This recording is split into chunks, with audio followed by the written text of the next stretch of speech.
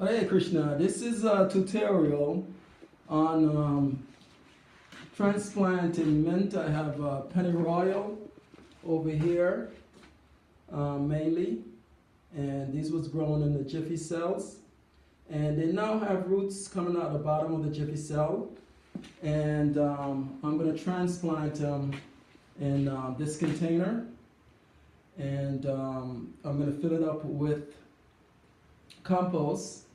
This is my homemade compost that I've been composting for about 7 or 8 months. And I'm gonna fill it up mainly with the compost. Then at maybe the last 3 to 5 inches, I'm gonna use pot mix combined with sand. So this is the tutorial one of this transplant.